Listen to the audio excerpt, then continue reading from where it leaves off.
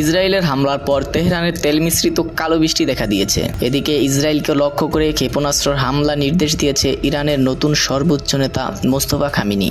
তবে মোস্তফা খামেনি ইরানের সর্বোচ্চ নেতা হওয়ায় অসন্তোষ প্রকাশ করেছে যুক্তরাষ্ট্রের প্রেসিডেন্ট ডোনাল্ড ট্রাম্প। সৌদি আরবও ইরানকে সতর্ক করে আঞ্চলিক উত্তেজনা না বাড়ানোর আহ্বান জানিয়েছে। ধীরে ধীরে আরও উত্তাল হচ্ছে মধ্যপ্রাচ্যের পরিস্থিতি। চলুন জেনে আসি ইরান যুদ্ধের সর্বশেষ আপডেট। তেহরানের আকাশ যেন যুদ্ধের কালো সাক্ষী। শনিবার সন্ধ্যায় জ্বালানি তেলের বিশাল গোদামে হামলা চালায় ইসরায়েলি বাহিনী। হামলার কয়েক ঘন্টার মধ্যেই রাজধানীর আকাশ ঢেকে যায় ঘন কালো ধোঁয়া আর বিষাক্ত মেঘে। রোববার সকালে দেখা যায় ভয়াবহ এক দৃশ্য। আকাশ থেকে ঝরে কালো বৃষ্টি। শহরের প্রায় 1 কোটি মানুষ প্রত্যক্ষ করেন এই অস্বাভাবিক ঘটনা। সিএনএনের তেহরান প্রতিনিধি জানান, বৃষ্টির পানির কালচে এবং তেলের সঙ্গে মিশ্রিত বলে মনে হচ্ছে, কারণ যেসব জ্বালানি স্থাপনায় হামলা হয়েছে সেখান থেকে সামরিক খাত সহ বিভিন্ন খাতে জ্বালানি সরবরাহ করা হতো। ইরানের ক্ষমতার কেন্দ্রেও শুরু হয়েছে নতুন উত্তেজনা।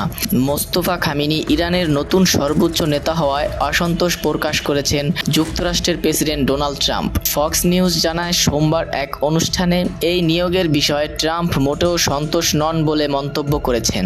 যদিও আনুষ্ঠানিক বিবৃতি দেননি ট্রাম্প, তবে বিশ্লেষকদের মতে নতুন নেতৃত্বের অধীনে ইরান ও যুক্তরাষ্ট্রের সম্পর্ক আরও সংঘাতমুখী হতে পারে।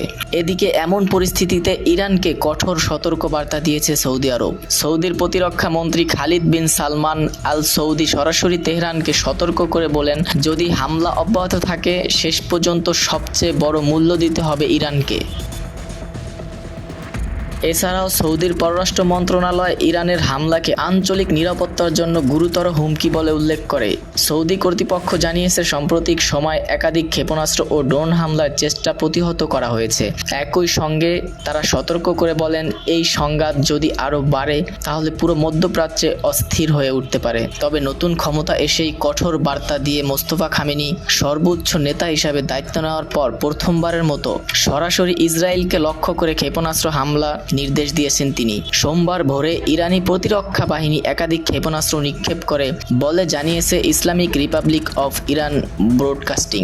এর আগে যুদ্ধে নিহত হন সাবেক সর্বোচ্চ নেতা আলী খামেনি। তার মৃত্যুর মাত্র 9 দিনের মাথায় অ্যাসেম্বলি অফ এক্সপার্ট মোস্তফা খামেনিকে নতুন সর্বোচ্চ নেতা হিসেবে নির্বাচিত করেন।